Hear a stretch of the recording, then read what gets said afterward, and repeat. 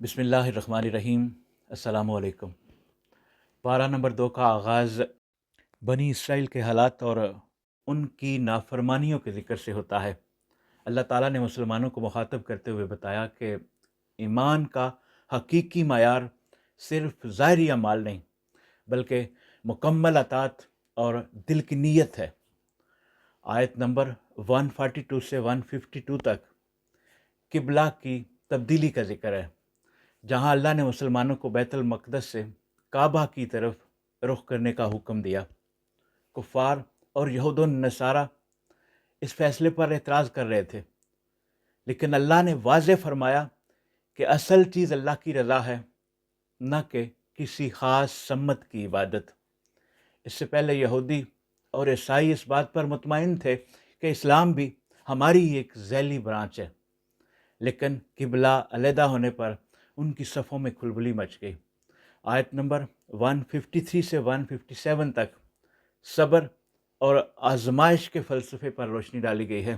اللہ تعالیٰ فرماتے ہیں کہ صبر کرنے والوں کے ساتھ اللہ کی مدد شامل ہوتی ہے، اور جو لوگ اللہ کی راہ میں مارے جاتے ہیں انہیں مردہ مت کہو، بلکہ وہ زندہ ہیں، مگر تمہیں ان کی زندگی کا شعور نہیں۔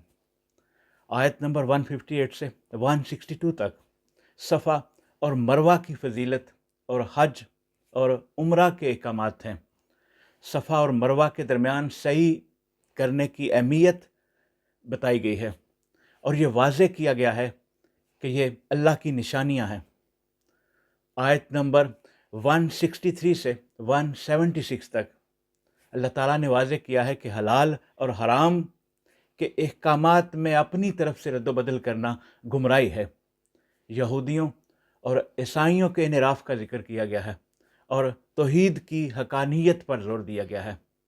آیت نمبر 177 میں نیکی کی اصل تعریف بیان کی گئی ہے۔ نیکی محض ظاہری عبادات نہیں بلکہ ایمان، حقوق العباد، صبر اور اللہ کی رضا کے لیے کیے جانے والے اعمال ہیں۔ آیت نمبر 178 اور 179 میں قتل کے بدلے میں قصاص کا حکم دیا گیا ہے، مگر ساتھ ہی یہ بھی کہا گیا ہے کہ اگر مقتول کے وارث معاف کر دیں تو یہ بہتر ہے۔ آیت نمبر 183 سے 187 تک رمضان کے روزوں کا حکم دیا گیا ہے، اس کی فضیلت اور اس میں اللہ کے قرب کا ذکر کیا گیا ہے، اور روزوں کا مقصد یہ بتایا گیا ہے کہ اس سے تقوی پیدا ہوتا ہے، اور یہ رعایت بھی دی گئی ہے کہ بیمار اور مسافر روزہ چھوڑ سکتے ہیں لیکن بعد میں رکھنا ہوگا۔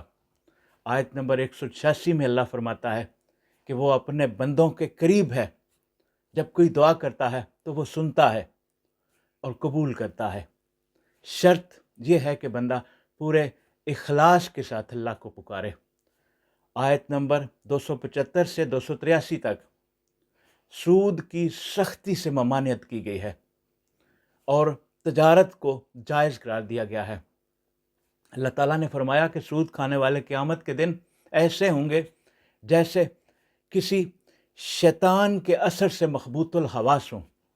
آیت نمبر 286 میں پارہ کے اختتام پر ایک خوبصورت دعا ہے جس میں اللہ سے مغفرت، رحمت اور بوجھ ہلکا کرنے کے لیے درخواست کی گئی ہے۔